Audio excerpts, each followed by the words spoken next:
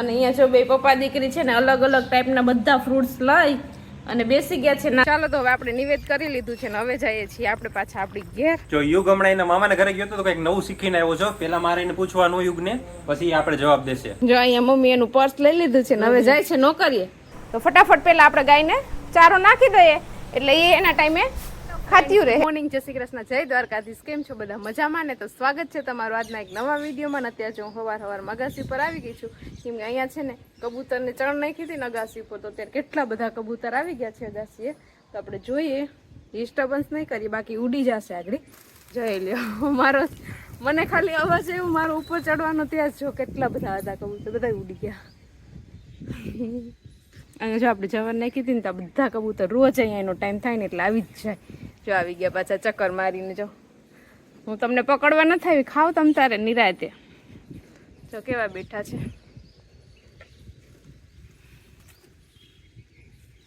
સવારમાં બધા આવી ગયા. જો હવે ધીમે ધીમે આવે છે કે આ આપણે છે ને ડિસ્ટર્બન્સ નહીં કરે. કેવું મસ્ત લાગે છે.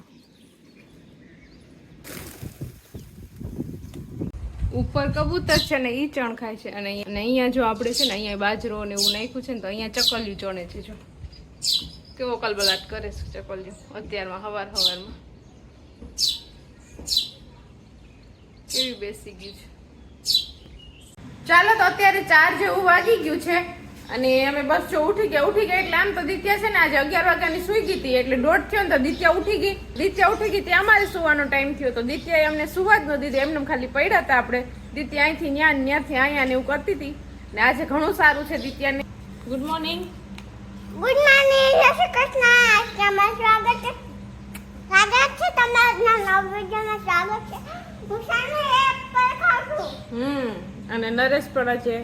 દિત્યાબેને 2 દિવસનું સ્વાગત તમારું ભેગું કરી લીધું છે. ગઈકાલે સ્વાગત નતું કર્યું તો આજે પણ સ્વાગત કરી લીધું છે. હા, કેમ કે એને બોલવાની તાકાત નહોતી ને 2 દિવસ દવા પીવડાવી એટલે સારું થઈ ગયું. અને અહીંયા જો બે પપ્પા દીકરી છે ને અલગ અલગ ટાઈપના બધા ફ્રૂટ્સ લઈ અને બેસી ગયા છે નાસ્તો કરવા. કોકને બોલાવો તો ખરી. બધાને બોલાવવાના છે. જો અમે છે ને અત્યારે અમારો પ્લાન છે, અમે જે બધે ખાધા ને અત્યારે ટેસ્ટિંગ માટે બધા ફ્રૂટ લઈ આવ્યા છે. અમે જેના ઠરી આવી ગયા ને બધા આપણે ખેતરમાં વાવવાના છે.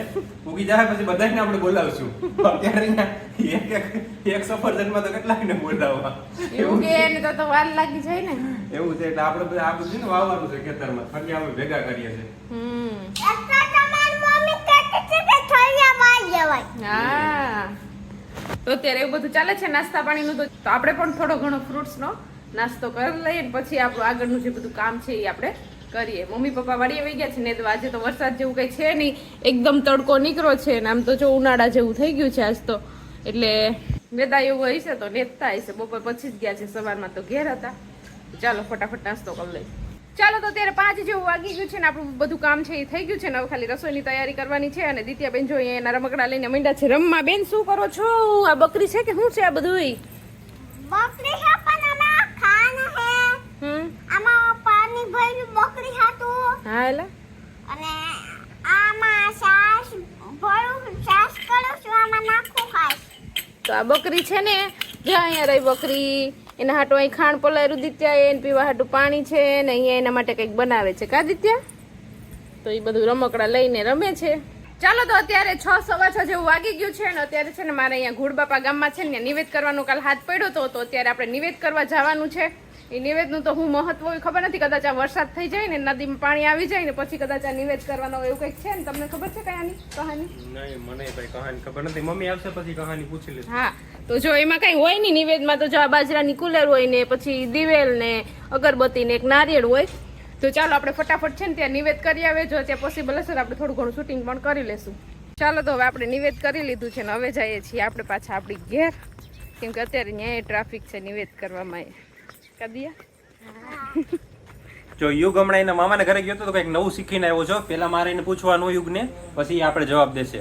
ચાલો યુગ, स्ट्रॉबेरी का जूस पिएगा? नो.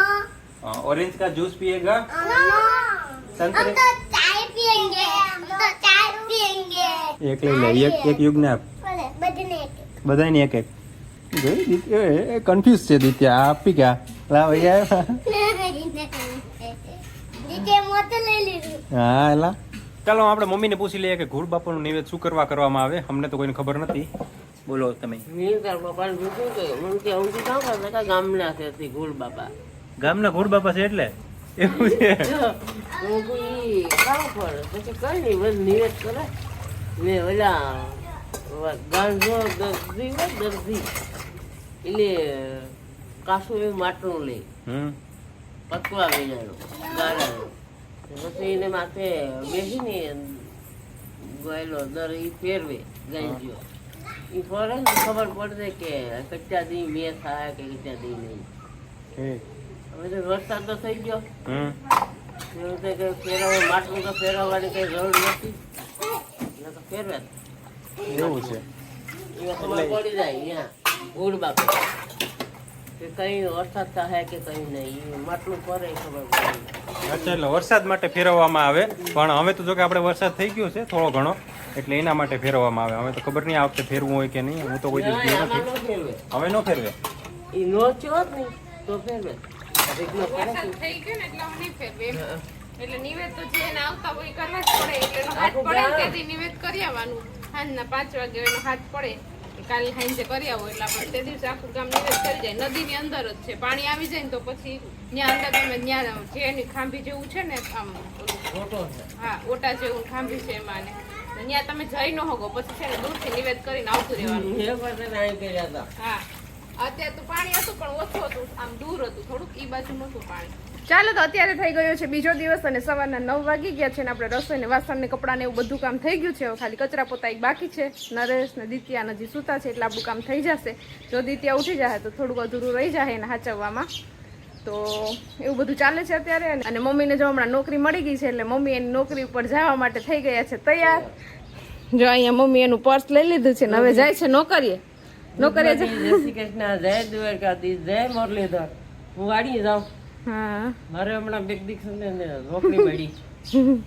ગાયની હાસવી થોડીક જીવી તીવી પછી હવે તારે હસવાની ને હું જાઉં નેદવા. રોટલા બાંધ્યા ત્યાં ખાવું, ચા પાણી પીવું પછી નેચું. સાંજે આવીશું પાછા 5 વાગે આવતા રહે બીજું તો. હા હાલો તો ચાલો તો મમ્મી વહી ગયા છે વાડીએ ને નેદવાનું કામ હમણાં વરાપ જેવું છે ને તો ખડ બહુ જ છે ખેતરમાં તો એ લોકો નેદવાનું કામ કરે છે ને અમે અહીંયા ઘરનું કામ કરીએ છીએ. ચાલો તો અત્યારે 10:30 જેવું વાગી ગયું છે અને અમારે છે ને બહાર જવાનું છે એટલે ગાયને 11-12 વાગે ચારાનો ટાઈમ હોય છે પણ અત્યારે છે ને બહાર જાવું ને એટલે નાવું છે મારે તો હું પહેલાં છે ને ગાયને ચારા પાણી કરી દઉં અને પછી નાહીને કપડાં બદલાવું એટલે પાછા આપણે ગંદા ન થાય. તો ફટાફટ પહેલાં આપણે ગાયને ચારો નાખી દઈએ એટલે એ એના ટાઈમે ખાતીયું રહે ને આપણે જવાનું છે બહાર એટલે આપણે મોડું થાય નહીં એટલે ફટાફટ આપણે નીંદ કરી દઈએ.